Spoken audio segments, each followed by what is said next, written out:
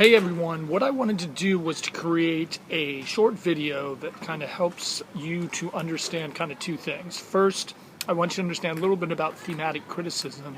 Then second, I wanted to help you to maybe understand the fable called An Appointment in Samara, because sometimes students have problems kind of when they look over The Appointment in Samara. So first thing we're going to focus on is we're going to focus on thematic criticism. And really, if you think about it, you're just looking for, when you're analyzing a work thematically, you're looking for a theme. Now, a theme can be a couple of themes. It could be the argument that the author is trying to make in their story. It could be the point of the story. And it could be the overall message of the story. What does the author want you to take away from reading the story? And as we go throughout the next couple of weeks, we'll kind of dive into thematic criticism a little bit more in more detail. But I wanted to start off by looking at The Appointment in Samara. Notice The Appointment in Samara is a short story, and really it's basically a fable. And while it's very, very short, I think it carries some very powerful themes that you might want to think about. And so oftentimes in a ground class, I have students who I kind of struggle with the Appointment in Samara, so they sometimes say they have to read it several times to kind of understand the story. So I wanted to kind of just walk you through the fable itself. So whenever I think about The Appointment in Samara, the first thing I think about is we have to ask ourselves, where is the story set? So the story is set in Iraq, it's set in Baghdad, and it's set in the Middle East. And so I imagine if I was making this film, here I am, I've got making this into a movie, right? I'm over the earth, I zoom over Iraq, I zoom down into Baghdad, and there, bam, I'm in the middle of this market. And if you think about it, I'm in the middle of this crowded market. There's hundreds of people, and all of a sudden we meet a servant, and the servant is bouncing in between people, he's looking around, and all of a sudden he turns the corner and he sees Death.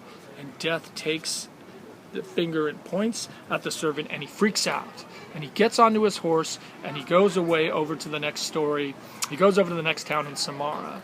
And notice the master finds out about this, and the master is pissed. So he goes back into the market and he's pushing people out of the way. And finally he sees Death, and he gets right into Death's face and he says, "Hey, what's up, Death? Why were you making fun of my servant? What were you doing?" Right? And Death says, "Well, I was surprised to see him because I have an appointment later on today in Samara."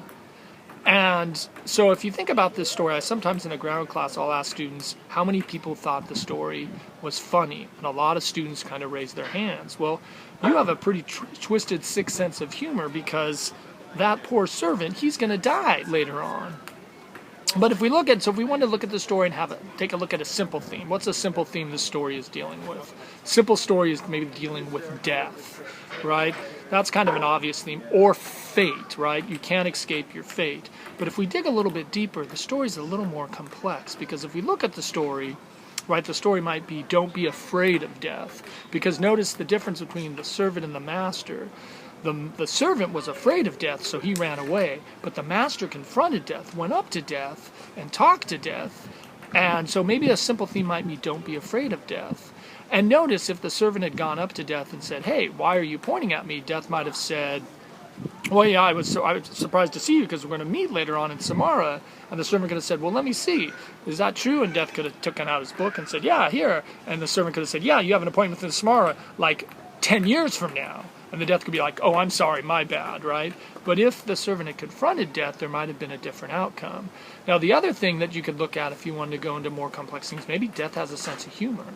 Death is bored. Death is sitting around, walking around old people's homes, taking old people. And Death's like, "I'm just kind of bored." So Death kind of looks over and kind of points and says, "Oh, wow, look at that person. They ran away," right?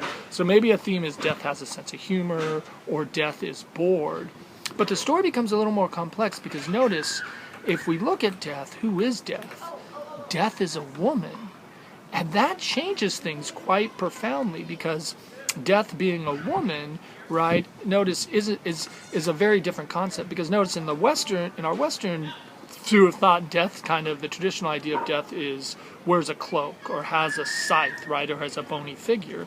But notice by Death making Death a woman, changes the story quite a bit. And that might surprise students, but if you think about it, we traditionally, every one of us has been born for a woman. So when death comes, why wouldn't it be normal for death to be a woman? And then if you think about the story being set in the Middle East, well, if you notice in the Middle East, women are often treated as second-class citizens. They're treated as less than, they're treated unequally. Women have recently just gotten the right to vote in places like Saudi Arabia. So death being a woman, there becomes some kind of irony in the fact that death being a woman. And I had a great theme from a student once. This was years ago, and he served in Iraq during the war in Iraq. And he said, I think the story is about the war in Iraq. And I said, well, how'd you come up with that idea? And he said, well, because he had served, the initial invasion into Iraq was very quick. We were easily able to take over Baghdad, and people thought the war was going to be quick and easy. And it wasn't until a couple months after the invasion that there was a beautiful temple in Samara. It was a real beautiful point that terrorists had blown up, and it was then when the U.S. and the West realized, oh my gosh, the war in Iraq is going to be a long and bloody conflict. And this was a student who had served, and he had lost some fellow colleagues in the war in Iraq. So it was a really interesting theme to kind of argue. And notice, by saying, hey, this is really a theme is about the war in Iraq, makes it much more interesting in saying this is about death or this is about fate.